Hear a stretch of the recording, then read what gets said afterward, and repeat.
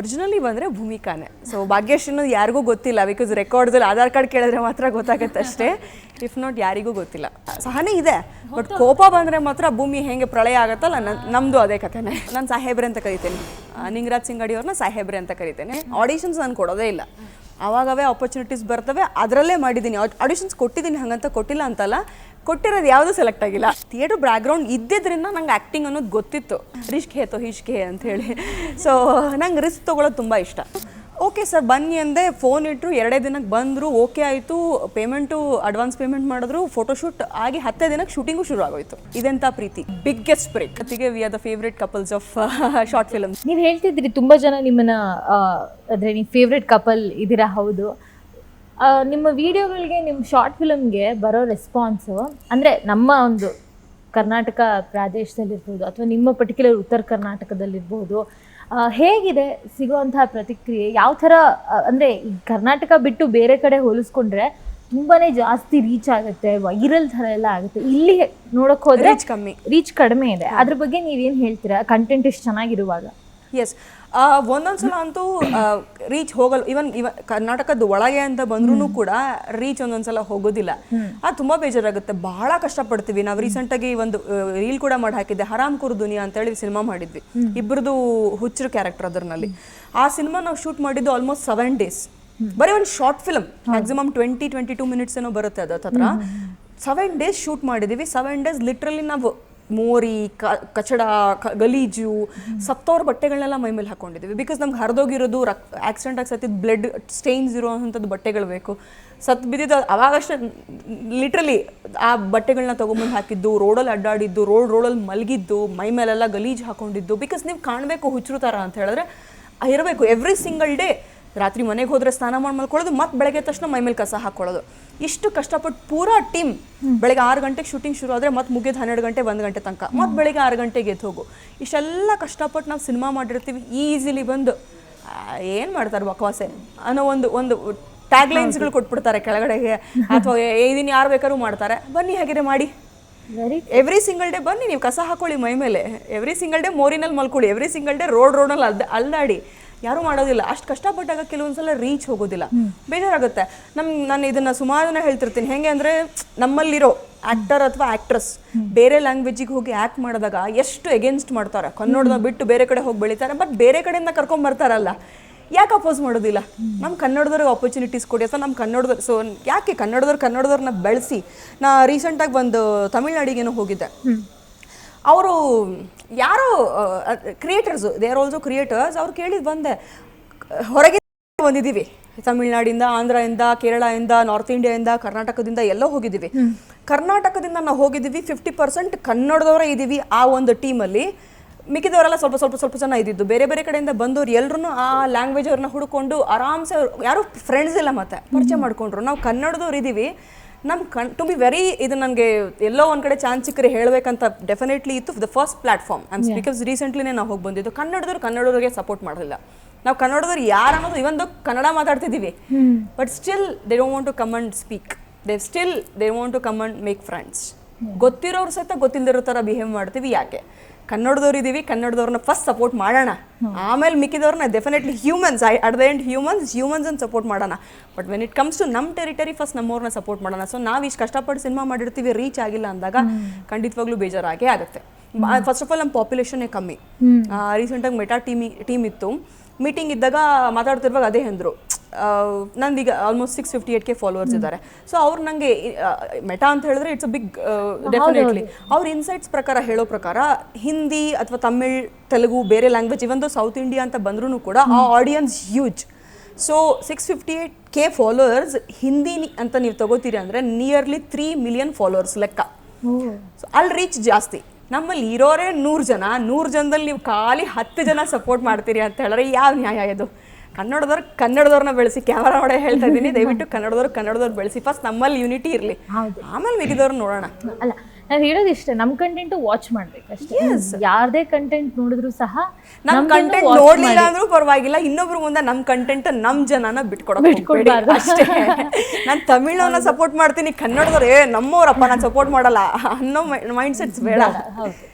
Support ಇಲ್ಲ ಅಂದ್ರೂ opposition ಬೇಡ ಅಷ್ಟೇ. ಆ್ಯಂಡ್ ನಿಮಗೆ ಇಂಥ ಅನುಭವಗಳು ಆಗೋದು ಆ್ಯಂಡ್ ನಿಮ್ಮಿಂದ ಜನರಿಗೆ ಇದು ಗೊತ್ತಾಗಬೇಕು ಅನ್ಸುತ್ತೆ. ಯಾಕಂದರೆ ಎಲ್ಲೋ ಕೂತು ನೋಡ್ತಿರೋರಿಗೆ ಈ ಥರದ್ದೆಲ್ಲ ನಡೆಯುತ್ತೆ ಅನ್ನೋದೇ ಗೊತ್ತಿರೋದಿಲ್ಲ. ಇಲ್ಲ, ಕೆಲವೊಂದ್ಸಲ ನಮ್ಮ ಮ್ಯಾಮ್ ಆಗ್ಲೇ ಅದೇ ಮಾತಾಡ್ತದೆ, ಕೆಲವೊಂದ್ಸಲ ನಾವು ಕೆಲವೊಂದೊಂದು ಮಾತಾಡೋಕ್ಕಾಗಲ್ಲ, ಡೈರೆಕ್ಟ್ ಬೇಡ ಅಂತ ಅವಾಯ್ಡ್ ಮಾಡಿಬಿಡ್ತೀವಿ. ಬಟ್ ಇಲ್ಲ, ಕೆಲವೊಂದ್ಸಲ ನಾವು ಮಾತಾಡಲೇಬೇಕು. ತಪ್ಪಾಗ್ತದೆ, ತಪ್ಪೇ ಅದು. ನಂಗೆ ಈಗ ನೀನು ಫಾರ್ ಎಕ್ಸಾಂಪಲ್ ಇವತ್ತು ನಾವು ಪರಿಚಯ ಆದ್ವಿ, ನಾಳೆ ಬೆಳಗ್ಗೆ ನೀವೆಲ್ಲೋ ಸಿಕ್ಕಿ ಅಟ್ಲೀಸ್ಟ್ ಒಂದು ಹಾಯ್ ಹಲೋ ಹೇಗಿದ್ದೀರಾ ನೀಡೆಡ್. ನಾನು ಯಾರೋ ಗೊತ್ತಿಲ್ಲ ಅಂತ ಹೋಗ್ತೀನಿ ಅಂದರೆ ಕನ್ನಡದವ್ರಿಗೆ ಅಲ್ಲ ಅದು ಕನ್ನಡದಲ್ಲಿ ಓಕೆ, ಬಟ್ ನಾನು ತಮಿಳ್ನಾಡಿಗೆ ಹೋಗ್ತೀನಿ ಅಂತ ಹೇಳಿದ್ರೆ ಅಟ್ಲೀಸ್ಟ್ ಯಾರು ನಾವು ಕರ್ನಾಟಕದವ್ರು ಸಪೋರ್ಟ್ ಮಾಡೋಣ ನಮ್ಮವ್ರನ್ನ ನಾವು. ಖಂಡಿತ ಆ ಸಪೋರ್ಟ್ ಇರಲಿ. Very true, very true. ನಿಮ್ಮ ಕಂಟೆಂಟ್ಗಳನ್ನ ನೋಡ್ತಿದ್ರು ಸಹ ನಿಂಗರಾಜು ಅವರು ಬಹುಶಃ ಸುಮಾರು ಕಾನ್ಸೆಪ್ಟ್ಗಳು ತಂದೆ ಕುರಿತಾಗಿರುತ್ತೆ. ಇದನ್ನ ನೀವು ಗಮನಿಸಿದ್ದೀರಾ? Yes yes yes yes. ಹೇಗನ್ಸುತ್ತೆ ಆ ಥರ ರಿಲೇಟೆಡ್ ಕಾನ್ಸೆಪ್ಟ್ ಬಗ್ಗೆ ಯಾಕೆ ಇರಬಹುದು ಅನ್ಸುತ್ತೆ? ತಂದೆ ಅಂತ ಬಂದ್ರಂತೂ ನಾನು ಫಸ್ಟ್ ಲವ್. ಬಿಕಾಸ್ ಹೆಣ್ಮಕ್ಳಿಗೆ ಯಾವಾಗಲೂ ನಾವು ಅಪ್ಪನಿಗೆ ಕನೆಕ್ಟೆಡ್. ನಾನು ವೆರಿ ಫ್ಯಾನ್ ಆಫ್ ಅಪ್ಪ. ಮತ್ತು ಅವ್ರು ಇನ್ನೂ ನನಗೆ ಗೊತ್ತಾ, ಎಲ್ಲ ಕಡೆನೂ ದ ಹೋಲ್ ಸೊಸೈಟಿ ನಾವು ಅಮ್ಮಂದ್ರ ಬಗ್ಗೆ ಮಾತಾಡ್ತೀವಿ, ಹೆಣ್ಮಕ್ಳ ಬಗ್ಗೆ ಮಾತಾಡ್ತೀವಿ. ಸುಮಾರು ಜನಕ್ಕೆ ಇದು ಗೊತ್ತಿದೆಯಲ್ವ ಗೊತ್ತಿಲ್ಲ, ನನ್ನ ಮೇಲ್ ಸಪೋರ್ಟ್ ಜಾಸ್ತಿ ಫೀಮೇಲ್ ಅನ್ನೋದಕ್ಕಿಂತ ಇಲ್ಲ, ಫ್ಯಾಕ್ಟ್ ಅದು. ಬಿಕಾಸ್ ಹಂಗಂತ ರೈಟ್ ಥಿಂಗ್ಸ್ ಅಂತ ಬಂದರೆ ಹೆಣ್ಮಕ್ಳಿಗೂ ಸಪೋರ್ಟ್ ಮಾಡ್ತೀನಿ. ಬಟ್ ಏನು ಗೊತ್ತಾ, ಗಂಡಸ್ರ ಬಗ್ಗೆ ಮಾತಾಡೋರು ತುಂಬ ಕಮ್ಮಿ. ನಾವು ಹೆಣ್ಮಕ್ಳು ಫೆಮಿನಿಸಮ್ ಅದು ಇದು ಅಂತ ಹೇಳ್ಕೊಂಡು ನಮ್ಮ ಮೇಲೆ ಅನ್ಯಾಯ ಆಗ್ತದೆ, ದೌರ್ಜನ್ಯ ಆಗ್ತದೆ. ಎಸ್, ದ ಫ್ಯಾಕ್ಟ್ ಇಸ್ ಹೌದು, ಮೇಜರ್ ಹೆಣ್ಮಕ್ಳ ಮೇಲೆ ದೌರ್ಜನ್ಯ ಆಗೋದು. ಬಟ್ ಸ್ಟಿಲ್ ಎಷ್ಟೋ ಗಂಡು ಮಕ್ಳ ಮೇಲೂ ದೌರ್ಜನ್ಯ ಆಗುತ್ತೆ. ಎಷ್ಟೋ ಅವರು ರೆಸ್ಪಾನ್ಸಿಬಿಲಿಟಿ ತಗೊಂಡು ಎದ್ದು ಬದುಕ್ತಾರೆ, ಎಷ್ಟೋ ಒಳ್ಳೆ ಕೆಲಸಗಳನ್ನ ಮಾಡಿರ್ತಾರೆ. ಅದನ್ನು ಮಾತಾಡೋದು ತುಂಬ ಕಮ್ಮಿ. ಸೊ ಅಪ್ಪ ಅಂತ ಬಂದಾಗ ಅಮ್ಮ ಬಗ್ಗೆ ಮಾತಾಡ್ತೀವಿ. ತಾಯಿ ಜನ್ಮ ಕೊಟ್ಲು, ಇಷ್ಟು ಕಷ್ಟ ಅನ್ಭವಿಸಿದ್ಲು, ಲೇಬರ್ ಪೇನ್ ಹೋದ್ಲು, ಎಲ್ಲನೂ ಮಾತಾಡ್ತೀವಿ. ಬಟ್ ಈಕ್ವಲಿ ಫಾದರ್ ಕೂಡ ಅಷ್ಟೇ ಅಲ್ಲ. ಅಮ್ಮ ಒಳಗಡೆ ಕೆಲಸ ಮಾಡಿದ್ರೆ ಅಪ್ಪ ಹೊರಗಿಂದ ನೋಡ್ತಾರೆ, ಅದು ಯಾರು ನೋಡೋದಿಲ್ಲ. ಏನು ಆರಾಮ್ಸೆ ಎಂಜಾಯ್ ಮಾಡ್ಕೊತ ಬರ್ತಾನ, ಕೆಲಸ ಮಾಡ್ತಾನ, ದುಡ್ಡು ರೊಕ್ಕ ತರ್ತಾನ ಅಂದರೆ ಅವ್ರ ಭಾಷೆಯಲ್ಲಿ ಹೇಳುವಾಗ ಹಿಂಗಿರುತ್ತೆ. ಸೊ ತಂದೆ ಕಾನ್ಸೆಪ್ಟ್ಸ್ ಅಂತ ಬಂದಾಗ ಎಸ್, ಸಮ್ಟೈಮ್ಸ್ ಯಾರು ಮಾತಾಡದೇ ಇರೋದನ್ನ ಮಾತಾಡಬೇಕು. ನಿಂಗರಾಜ್ ಸಿಂಗ್ ಅಡಿಯವ್ರು ಅದನ್ನ ಮಾಡ್ತಾರೆ. ತಾಯಿ ಬಗ್ಗೆ ಮೂವೀಸ್ಗಳಂತೂ ಎನ್ ನಂಬರ್ ಬಂದ್ಬಿಡ್ತವೆ. ತಂದೆಗಳು ಲೆಕ್ಕ ಮಾಡಿದ್ರೆ ಕೌಂಟಬಲ್ ಅಷ್ಟೇ. ಸೊ ತಂದೆ ಬಗ್ಗೆ ಅವ್ರು ಮಾಡ್ತಾರಲ್ಲ, ಖುಷಿ ನಂಗೆ. ಯೂಟ್ಯೂಬ್ ಒಂದು ದೊಡ್ಡ ಪ್ಲ್ಯಾಟ್ಫಾರ್ಮ್, ಒಂದು ಗ್ಲೋಬಲ್ ಪ್ಲ್ಯಾಟ್ಫಾರ್ಮ್ ಇದ್ದ ಹಾಗೆ ಅಲ್ಲಿ ಸಾಕಷ್ಟು ವ್ಯೂಸ್ ಎಲ್ಲ ಬರುತ್ತೆ. ನಿಮ್ಮ ವ್ಯೂವರ್ಶಿಪ್ ನೋಡಿದಾಗ ಯಾವ ವಯಸ್ಸಿನವರು ಜಾಸ್ತಿ ನಿಮ್ಮ ಕಾಂಟೆಂಟ್ ಎಂಜಾಯ್ ಮಾಡ್ತಾರೆ ನಿಮ್ಮ ಗಮನಕ್ಕೆ ಬಂದಿರೋದು? ಆ್ಯಂಡ್ ತುಂಬ ರೆಸ್ಪಾನ್ಸ್, ಕಮೆಂಟ್ಸ್ ಹಾಕೋದು, ಅಂದರೆ ಅವರು ಸ್ಟೋರಿ ಒಳಗೆ ಮುಳುಗೋಗಿರ್ತಾರೆ. First of all male, because ನಾನು ಮ್ಯಾಕ್ಸಿಮಮ್ ಕಂಟೆಂಟ್ ಅವ್ರ ಕಡೆ ಕೊಟ್ಟಿರ್ತೀನಲ್ಲ, ಅದು ಮೇಲ್. ಆ್ಯಂಡ್ 18 ಇಯರ್ಸಿಂದ ಶುರು ಆಗಿ ಆಲ್ಮೋಸ್ಟ್ 35-36 ಇಯರ್ಸ್ ತನಕ ನನ್ನ ಏಜ್ ಗ್ರೂಪ್ ಇದೆ. So college students plus working people, ಇದು ನನ್ನ ಕ್ಯಾಟಗರಿ. ಹೆಣ್ಮಕ್ಳು ಅಂತ ಬಂದರೆ ಎಸ್, ಬಿಕಾಸ್ ನಾನು ವೆಯ್ಟ್ ಲಾಸ್ ಕೋಚ್ ಇರೋದ್ರಿಂದ ಹೆಣ್ಮಕ್ಳು ನಾನು ಬೇಸಿಕಲಿ ಫಾಲೋ ಮಾಡೋದು ಒಂದು ದ ಇನ್ಸ್ಪಿರೇಷನ್ ಅಂತ ಹೇಳಿ. ಬಿಕಾಸ್ ವೆಯ್ಟ್ ಲಾಸ್ ಜರ್ನಿ ಇದ್ದಿದ್ರಿಂದ ಸುಮಾರು ಜನ ಹೆಣ್ಮಕ್ಳು ಮೇನ್ಲಿ ಫಾಲೋ ಮಾಡೋದೇ ಆ ರೀಸನಿಗೆ. ಆ್ಯಂಡ್ ಕಂಟೆಂಟ್ಸ್ ಸಿನಿಮಾದಲ್ಲಿ ಫಾಲೋವರ್ಸ್ ಬರ್ತಾರೆ ಅಂತ ಹೇಳಿದ್ರೆ ಜಾಸ್ತಿ ಅಳಿಸ್ತೀನಿ. ನಂಗೆ ಕೊಡೋದೇ ಆಡೋ ಕ್ಯಾರೆಕ್ಟ್ರು. ನಾನು ಅದೇ ಬೈತಿರ್ತೀನಿ ಅವ್ರಿಗೆ.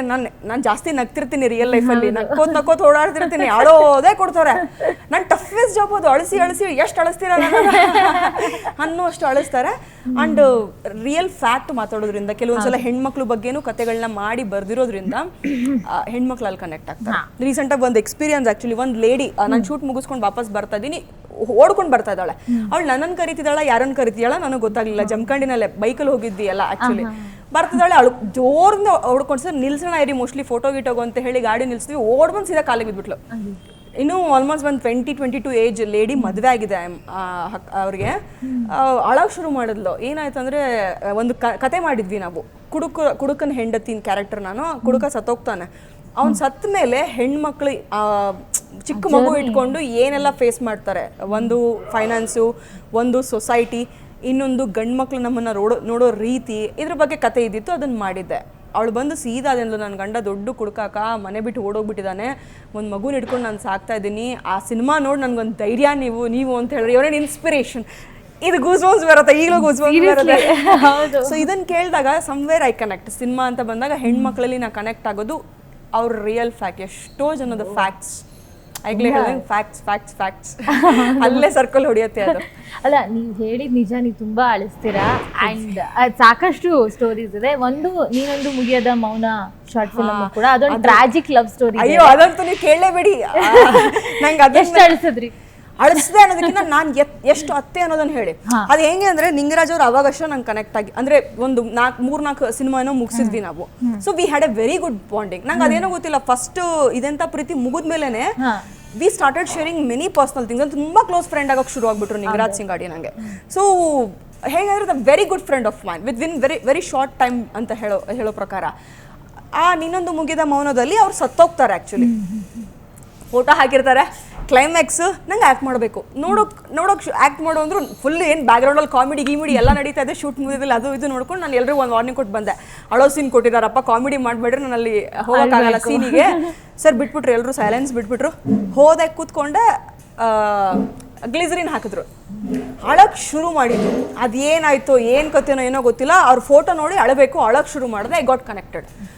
ಹೆಂಗೆ ಹತ್ತಿದ್ದೀನಿ ಅಂದರೆ ಅವತ್ತು ನೈಟ್ ವಾಪಸ್ ನಾನು ಬೆಂಗಳೂರಿಗೆ ಬರ್ಬೇಕು, ಬಸ್ ಇದೆ, ಬೆಂಗಳೂರಿಗೆ ಬಂದೆ. ಇಮಿಡಿಯೇಟಾಗಿ ನನಗೆ ಮೈಸೂರಿಗೆ ಟ್ರೈನು, ಮೈಸೂರಿಗೆ ಹೋಗಿ ಅಲ್ಲಿ ನನ್ನ ಆಲ್ಮೋಸ್ಟ್ ರೀಚ್ ಆಗೋಷ್ಟೊತ್ತಿಗೆ 1:30-2 ಗಂಟೆ ಆಗಿತ್ತು. ನನ್ನ ಮಧ್ಯಾಹ್ನ ನನ್ನ ಅಕ್ಕ ಅಲ್ಲಿ ಕಸಿನ್ ಅಕ್ಕ, ಅವಳನ್ನು ಹೋಗಿ ಮೀಟ್ ಮಾಡೋ ತನಕ ನನ್ನ ಕಣ್ಣಲ್ಲಿ ನೀರು ನಿಂತಿಲ್ಲ.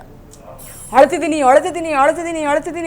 ಯಾರು ಫೋನ್ ಮಾಡ್ತಿದ್ದಾರೆ, ಆರಾಮಿದ್ದೀರಾ, ಏನಾಯ್ತು, ಏನೂ ರೆಸ್ಪಾನ್ಸ್ ಇಲ್ಲ. ನನ್ನ ಫೋನ್ ಎತ್ತಲ್ಲ, ಯಾರದು ಫೋನ್ ಎತ್ತಲ್ಲ. ಅಲ್ಲಿ ಹೋಗಿ ಅಕ್ಕನ ಹತ್ರ ಇದ್ದು ಅಕ್ಕನ ಮಕ್ಕಳನ್ನೆಲ್ಲ ಮೀಟ್ ಮಾಡಿ ಸ್ವಲ್ಪ ರಿಲ್ಯಾಕ್ಸ್ ಆದಮೇಲೆ ಐ ವಾಸ್ ಫೈನ್. ಸೊ ನೀನೊಂದು ಮುಗಿದ ಮೌನ ಇವತ್ತಿಗೂ ಅಂತಿನ್ನ ಏನು ಅಳಿಸ್ತಿದ್ಬಿಟ್ರಿ, ಏನು ಅಳಿಸ್ಬಿಟ್ರಿ ಅದು ಅಂತ ಹೇಳಿ. ಅಲ್ಲ, ಬಹುಶಃ ನಟನೆಯಲ್ಲಿ ಇರೋರಿಗೆ ಇದೆಲ್ಲ ತುಂಬಾ very crucial, very special moment ಅನ್ಸುತ್ತೆ. Sometimes you go into the character, ನಿಮ್ಗೆ ಹೊರಗೆ ಬರಕ್ಕೆ ಆಗೋದಿಲ್ಲ. ಅನ್ಕೊಂಡು ಇರಲ್ವೇನೆ ನಾನು ಈ ತರ ಒಳಗಡೆ ಹೋಗ್ತೀನಿ ಅಂತ, ಬಟ್ ಆ ಘಳಿಗೆಗೆ ನಾವು ಹಂಗೆ ಆಗಿದ್ದು. ಲೈಕ್ ಅದೊಂದು ಇದೆಲ್ಲ ಇದೆ, ಹಿಂಗೆಲ್ಲ ಕತ್ತಾಡ್ಕೊಂಡು ಆಲ್ಮೋಸ್ಟ್ ಒಂದು 15 days ನಾನು ಹಂಗೆ ಕತ್ತಾಡ್ಸ್ಕೊಂಡು ಓಡಾಡ್ತಾ ಇದ್ದೀನಿ. The way of speaking deep character ಇಳಿದ್ಬಿಟ್ಟಾಗ ಎಸ್. ಒಂದು ಫುಲ್ ಫ್ಲೆಜ್ ಫಿಲಮ್ಗೆ ಕೆಲಸ ಮಾಡೋದು ಅಂದ್ರೆ 3 ಗಂಟೆ 2.5 ಗಂಟೆ ಸಿನಿಮಾ ಒಂದಾದ್ರೆ, ಇನ್ನೊಂದು ಈ ಥರ ಶಾರ್ಟ್ ಫಿಲಮ್ಗಳು ಅಂದ್ರೆ ಕಡಿಮೆ ಸಮಯದಲ್ಲಿ ನೀವು ಶೂಟಿಂಗ್ ಎಲ್ಲ ಮುಗಿಸ್ತೀರಾ, ಆದ್ರೂ ಸಹ ಆ ಒಂದು ಕ್ಯಾರೆಕ್ಟರ್ ನೀವು ಹೇಳ್ದಂಗೆನೆ ಸ್ವಲ್ಪ ಜಾಸ್ತಿ ದಿನ ನಿಮ್ಮ ಮನಸ್ಸಲ್ಲಿ ಉಳಿಯುತ್ತೆ. ಹಂಗೆ ನೋಡೋಕೋದ್ರೆ ಯಾವ ಪಾತ್ರ ನಿಮ್ಗೆ ಇವೊಂದು ನೀವೊಂದು 4 ದಿನ ಶೂಟಿಂಗ್ ಮಾಡಿದ್ರು ಸಹ ತುಂಬಾ ದಿನ ನಿಮ್ ಜೊತೆನೆ ಇದ್ದಂಥ ಪಾತ್ರ? 3 ಕ್ಯಾರೆಕ್ಟರ್ಸ್ ಇದೆ. ಇದೆಂತ ಪ್ರೀತಿದು ಶ್ರುತಿ ಅದ್ರ ಹೆಸರು, ಕ್ಯಾರೆಕ್ಟರ್ ಹೆಸರು ಅದೊಂದು. ಅದಾದ್ಮೇಲೆ ಹುಚ್ಚರು ಕತೆ ಒಂದು. ಇನ್ನೊಂದು ಶರಣಾಗತಿ ಅಂತ ಹೇಳಿ, ಅದು ಅಮಿತಣ್ಣ, ನಮ್ಮ ಟೀಮಲ್ಲಿರೋ ಅಮಿತಣ್ಣ ಅಂತಿದ್ದಾರೆ, ಅವ್ರು ಚಾನಲಿಂಗ್ ಮಾಡಿ ಶರಣಾಗತಿ, ತಾಯಿ ಬಗ್ಗೆ ಅದು ಕ್ಯಾರೆಕ್ಟರ್. ಒಂದು ತಾಯಿ ತನ್ನ ಮಗುನ ಉಳಿಸ್ಕೊಳಕ್ಕೆ ಏನೆಲ್ಲ ಮಾಡ್ಬೋದು ಅದು. ಅಂದರೆ ಶೀಸ್ ಅ ವಿಲೇಜ್ ಗರ್ಲ್, ಹಳ್ಳಿಯಿಂದ ಬಂದಂತಹ ಒಬ್ಬ ಮುಗ್ಧ ಅಮ್ಮ ತಾಯಿ. ಅದು ಗಂಡ ಬಿಟ್ಟು ಹೋಗ್ಬಿಡ್ತಾನೆ, ಅವಳ ಹತ್ರ ದುಡ್ಡಿಲ್ಲ, ಏನಿಲ್ಲ, ರೋಡಲ್ಲಿ ಬರ್ತಾಳೆ, ಮಗು ಹುಷಾರಿರೋದಿಲ್ಲ, ಎಲ್ಲರನ್ನ ಕೇಳಿದ್ರು ದುಡ್ಡು ಕೊಡೋದಿಲ್ಲ. So she turns to be a prostitute. ಅವತ್ತಿನ ದಿನ ನೈಟ್ ಹೋಗಿ ನಾನು ಮಲ್ಕೊಂಡು ದುಡ್ಡು ತರ್ತೀನಿ ಅಂತ ಹೇಳಿ ಶಿ ಗೋಸ್ ಸ್ಲೀಪ್ಸ್, ತೊಗೊಂಡು ಬರ್ತಾಳೆ, ಮಗು ಸತ್ತೋಗ್ಬಿಟ್ಟಿರ್ತದ್ರೆ ಅಷ್ಟೊತ್ತಿಗೆ. ಆ ಕ್ಯಾರೆಕ್ಟರ್ ಹೆವಿ ಡೀಪ್ಲಿ ಅಂದ್ರೆ ಆ ಒಂದು ಕ್ಯಾರೆಕ್ಟರ್ ಅದಷ್ಟು ಸುಲಭ ಅಲ್ಲ ಆ ಥರ ಆಕ್ಟ್ ಮಾಡೋದು. It was a bold character ಅಂತ ಕೂಡ ಹೇಳ್ಬೋದು. ಇವನ್ ನನ್ನ ಹರಾಮ್ ಕೋರ್ ದುನಿಯಾ ಹುಚ್ಚರು ಕ್ಯಾರೆಕ್ಟರ್ ಅಷ್ಟೇ, because we have little romance with hero. ಇದು ಬಾರ್ ಮುಂದೆ ಎಲ್ಲ ನಿಂತು ನಾನು ಶೂಟ್ ಮಾಡಬೇಕು ವಿತ್ ಓಪನ್ಲಿ ಡ್ರೆಸ್, ಕಾಸ್ಟ್ಯೂಮ್ಸ್ ಎಲ್ಲ ಸ್ವಲ್ಪ ಓಪನ್ ಇಟ್ಕೊಂಡು. 2 ಕ್ಯಾರೆಕ್ಟರ್ಸ್ ವೆರಿ ಬೋಲ್ಡ್, ಅಂದರೆ ಬೋಲ್ಡ್ ಕ್ಯಾರೆಕ್ಟರ್. ಶಾರ್ಟ್ ಮೂವಿ ಅಂತ ಬಂದರೆ ವೆರಿ ಟಫ್. ಅಲ್ಲ, ಶಾರ್ಟ್ ಮೂವಿ ಆದ್ರೂ ಸಹ ಅದು ಒಂದು ಫುಲ್ ಫ್ಲೆಜ್ ಮೂವಿ ಅಷ್ಟು ಎಫರ್ಟ್ ಇದು. ಎಸ್ ಎಸ್ ಎಸ್ ಎಸ್ ತುಂಬಾ ಎಫರ್ಟ್ ಹಾಕಿದ್ದೀವಿ 2 ಸಿನಿಮಾಗೂ ಅಷ್ಟೇ. ನಿಮ್ಮ ಮತ್ತೆ ನಿಂಗರಾಜ್ ಅವರ ಜೋಡಿ ಒಂದು ಸೂಪರ್ ಹಿಟ್ ಜೋಡಿ. ನಿಮಗೆ ಯಾಕೆ ಈ ಜೋಡಿ ಸೂಪರ್ ಹಿಟ್ ಆಗಿರೋದು, ಯಾಕೆ ಜನರಿಗೆ ನಮ್ಮ ಜೋಡಿ ಇಷ್ಟ ಆಗ್ತದೆ ಅಂತ ಅನ್ಸುತ್ತೆ ನಿಮ್ಮ ಕ್ಯಾಲ್ಕುಲೇಷನ್ ಪ್ರಕಾರ? ಯಾ, ಫಸ್ಟ್ ಆಫ್ ಆಲ್ ಒಂದು ಕಾಮಿಡಿಯಲ್ಲಿ ಹೇಳ್ಬೇಕಂದ್ರೆ ಬ್ಲ್ಯಾಕ್ ಆ್ಯಂಡ್ ವೈಟ್. ಇದು ನಾನು ತುಂಬ ಹೇಳ್ತೀನಿ, ಒಂದೊಂದ್ಸಲ ಯಾರು ತುಂಬ ಲಕ್ಷಣವಾಗಿದ್ದಾರೆ ನೋಡೋಕ್ಕವರು, ಕಲರ್ ಅಷ್ಟೇ ಕಮ್ಮಿ, ಲಕ್ಷಣ ಬಹಳ ಮುಖ್ಯ. ಕಲರ್ ಅಷ್ಟೇ ಕಮ್ಮಿ. ಆಮೇಲೆ ಇನ್ನೊಂದು ಥಿಂಕ್ ಮಾಡೋದು ಅಂತ ಹೇಳಿದಾಗ, ನನಗೆ ಇಂಟ್ರೆಸ್ಟ್ ಇರೋದು, ಅವ್ರಿಗೆ ಇಂಟ್ರೆಸ್ಟ್ ಇರೋದು, ನಾ ಯಾವ ಥರ ಸಿನಿಮಾ ಮಾಡ್ಬೇಕಂತ ಅನ್ಕೊಂಡಿದ್ದೀನಿ, ಅವ್ರು ಯಾವ ಥರ ಸಿನಿಮಾ ಮಾಡ್ಬೇಕು ಅನ್ಕೊಂಡಿದ್ರೆ ಎಲ್ಲ ಕ್ಲಬ್ ಆಗುತ್ತೆ. ನೀವು ಪಕ್ಕದಲ್ಲಿಟ್ಟರೆ ಒಂದೇ ವ್ಯಕ್ತಿಯನ್ನ ಇವರು ಅನ್ಸುತ್ತೆ. ಸಿನಿಮಾ ಅಂತ ಬಂದಾಗ ಮಿಕ್ಕಿದಲ್ಲೆಲ್ಲ ವಿ ಹ್ಯಾವ್ ಡಿಫ್ರೆನ್ಸಸ್, ಭಾಳ ಇದೆ. ಬಟ್ ಸಿನಿಮಾ ಅಂತ ಬಂದಾಗ ಇಬ್ರದ್ದು ಅಷ್ಟೇ. ನನಗೂ ಅಷ್ಟೇ ಫ್ಯಾನ್ಸ್ ಬೇಡ, ಹಲೋ ಹಾಯ್ ಮಸ್ತ್ ಇದ್ದಾಳಪ್ಪ, ಫಿಗರ್ ಇದ್ದಾಳಪ್ಪ, ಈ ಫ್ಯಾನ್ಸ್ ಬೇಡ, ರೆಸ್ಪೆಕ್ಟ್ಫುಲ್ ಫ್ಯಾನ್ಸ್ ಬೇಕು. ಅವ್ರದ್ದು ಸೇಮ್ ಪ್ರೊಸೆಸ್. ನನಗೆ 100 ಜನ ಫಾಲೋವರ್ ಇರಲಿ, 100 ಜನನೂ ಭೂಮಿಕಾ ಅಕ್ಕ ಅಂದರೆ ವಾವ್, ಅಕ್ಕ ಅಂತಾನೆ ಕರೆದು ಮಾತಾಡ್ತಾರೆ. ದಿಸ್ ಕೈಂಡ್ ಆಫ್ ಇಬ್ರದ್ದು ಆ ಥಾಟ್ ಪ್ರೊಸೆಸ್ ಎಲ್ಲಾನು ಮ್ಯಾಚ್ ಆಗುತ್ತೆ. ಆ್ಯಂಡ್ ಐ ಡೋಂಟ್ ನೋ, ಒಂದೊಂದ್ಸಲ ನಾವೇ ಕೂತು ಯೋಚನೆ ಮಾಡ್ತಾ ಇರ್ತೀವಿ, ಸುಮ್ಮನೆ ಕೂತು ಹಿಂಗೆ ಕ್ಯಾಶುವಲ್ ನಾವಿಬ್ಬರೇ ಮಾತಾಡ್ತಿರುವಾಗ, ಅಲ್ರಿ ಮೇಡಮ್ ಅವರೇ ನನಗೂ ನಿಮಗೂ ಅಜಗಜಾಂತರ ವ್ಯತ್ಯಾಸ. ಅವ್ರು ಯಾವಾಗಲೂ ಅವ್ರ ಇಂಟರ್ವ್ಯೂಗಳಲ್ಲಿ ಅಥವಾ ಅವ್ರ ಜೊತೆ ಮಾತಾಡಿದಾಗ ನೀವು ಹೇಳಿರ್ತಾರೆ, ನಾನು ಹೀರೋ ಆಗ್ತೀನ ಅಥವಾ ಹಂಗಿದೀನ ನೋಡೋಕ್ಕೆ ಅಂತ ಅನ್ಕೊಂಡವ್ರು ಅವ್ರು. ಆ್ಯಕ್ಚುಲಿ ನಾನು ಅಂತಿರ್ತೀನಿ, ನೀವು ಹೀರೋ ಥರ ಇಲ್ವಲ್ಲ ಹೀರೋ ಆಗಿ. ಸೊ ವಿ ಡೋಂಟ್ ನೋ ಹೆಂಗೆ ರಿಲೇಟಬಲ್ ಅಂತ ಅನ್ಸ್ತೀರ ಬಹುಶಃ. ಎಷ್ಟೊಂದು ಜೋಡಿ ಇದೇ ಥರ ಇರ್ತಾರೆ ಇದ್ದಾರೆ. ಸೊ ಎಷ್ಟೊಂದು ಪೇರ್ ನಾವು ಪೇರ್ ಕಾನ್ಸೆಪ್ಟ್ ಶುರು ಮಾಡ್ಮೇಲೆ ತುಂಬಾ ಜನ ಪೇರ್ ಕಾನ್ಸೆಪ್ಟ್ ಮಾಡಿದ್ರು. ಬಟ್ ನಮ್ದು ಒಂದು ಫೇವ್ರೇಟ್ ಒಂದು ನಮ್ದಂತಾನೆ ಏನಿದೆ, ಎಷ್ಟು ಜನ ಹೆಂಗೆ ಅಂದ್ರೆ ನಾವು ನಿಜವಾಗ್ಲೂ ಮದುವೆ ಆಗ್ತೀರಾ ಅಂತ ಅನ್ಕೊಂಡಿದ್ದಾರೆ. ಆ ಕೆಲವರಂತೂ ಸಂಘಗಳು ಕಟ್ಕೊಂಡಿದ್ದಾರೆ. ನೀವು ಆಗಿಲ್ಲ, ಮೊನ್ನೆನೂ ಒಂದು ಕಮೆಂಟ್ ಇತ್ತು, ನೀನ್ ಅದ್ ಹೆಂಗ್ ಮದುವೆ ಮಾಡ್ಕೊಳ್ಳಲ್ಲ ನೋಡ್ತೀನಿ ನಾನು. ಜಗಳಗಳು ಮಾಡ್ತಾರೆ. ಒಬ್ಬ ಅಂತೂ ಅನ್ಫಾಲೋ ಮಾಡಿದ, ಮೆಸೇಜ್ ಹಾಕ್ದ, ಅಕ್ಕ ನೀವು ಅಣ್ಣನ ಮದುವೆ ಆಗ್ತೀರಾ? ಇಲ್ಲಪ್ಪ ನಾವು ಫ್ರೆಂಡ್ಸು, ಹಾಗೆ ನಿನ್ ಮೇಲೆ ನಾನು ಫಾಲೋನೇ ಮಾಡೋದಿಲ್ಲ, ಅನ್ಫಾಲೋ. ಹಿಂಗೆಲ್ಲ ಕ್ರೇಜ್ ಇದೆ ನಮ್ಮ ಮೇಲೆ. ಆ್ಯಂಡ್ ಈ ಶೂಟಿಂಗ್ ಅಂತೆಲ್ಲ ಬಂದಾಗ ಅದೇ ನೀವು ಹೇಳ್ದಂಗೆ ಒಂದೇ ಥರ ಸಿನಿಮಾ ಮಾಡ್ಬೇಕನ್ನೋ ಒಂದು ಐಡಿಯಾಲಜೀಸ್ ಇದೆ ಇಬ್ರಿಗೂ. ಸ್ಕ್ರಿಪ್ಟ್ ಅಂತ ಬಂದಾಗ, ಶೂಟಿಂಗ್ ಅಂತ ಬಂದಾಗ, ಫ್ರೇಮ್ ವರ್ಕ್ ಇರ್ಬೋದು, ಒಂದು ಸೀನ್ ಸೆಟಪ್, ನೀವು ಇನ್ವಾಲ್ವ್ಮೆಂಟ್ ಇರುತ್ತಾ ನಿಮ್ದು ಹೇಗೆ? ಅಥವಾ ನೀವು ಕೆಲವು ವಿಷಯದಲ್ಲಿ ಬರೀ ಆಕ್ಟ್ ಮಾಡಿ ಲೈಟನ್ನು ಹಿಡಿತೀನಿ ನಾನು. ಇದು ಹೇಳ್ಬಿಟ್ಟಂದ್ರೆ ಇದ್ರ ಮೇಲೆ ನಿಮ್ಗೆ ಆನ್ಸರೇ ಬೇಡ. ಕಸನೂ ಗುಡಿಸ್ತೀನಿ, ಆಫೀಸಿದ್ದು ಬಾತ್ರೂಮು ತೊಳಿತೀನಿ, ಇದ್ರ ಮೇಲೆ ನಿಮ್ಗೆ ನೆಕ್ಸ್ಟ್ ಆನ್ಸರೇ ಬೇಡ. ಅಲ್ಲ, ಸ್ಕ್ರಿಪ್ಟ್ ಅಲ್ಲಿ ಹೇಗೆ ನಿಮ್ಗೆ ಏನಾದ್ರು ಅನ್ಸಿದ್ರೆ ಸ್ಟೋರಿ ಹಿಂಗ್ ತಗೊಂಡ್ ಹೋಗ್ಬೋದು ಅಂತ ನಿಮ್ಗೆ ಅನ್ಸಿದ್ ನೀವು? ಇಲ್ಲ, ಅವ್ರ ಸಜೆಷನ್ಸ್ ನಮ್ಗೆ ಓಪನ್ ಇಡ್ತಾರೆ. At the end he's a director, ಅವ್ರು ಡಿಸೈಡ್ ಮಾಡ್ತಾರೆ. ಬಟ್ ಸಜೆಷನ್ಸ್ ಅಂತೂ ಡೆಫಿನೆಟ್ಲಿ ತಗೋತಾರೆ. ಚೆನ್ನಾಗಿತ್ತ, yes he applies. And yes ಕೆಲವೊಂದ್ಸಲ ಈಗ for example lady concept, lady oriented cinema ಮಾಡ್ತಿದೀವಿ ಅಂತ ಬಂದಾಗ, ನಾನು ಆಸ್ ಅ ಲೇಡಿ ನಂಗೆ ಕೆಲವೊಂದು ಪಾಯಿಂಟ್ಸ್ ನಂಗೆ ಗೊತ್ತಿರುತ್ತೆ ಪರ್ಸನಲಿ, ಅದನ್ನ ಹೇಳಿದಾಗ definitely he takes and discuss ಮಾಡ್ತೀವಿ. ಎಸ್.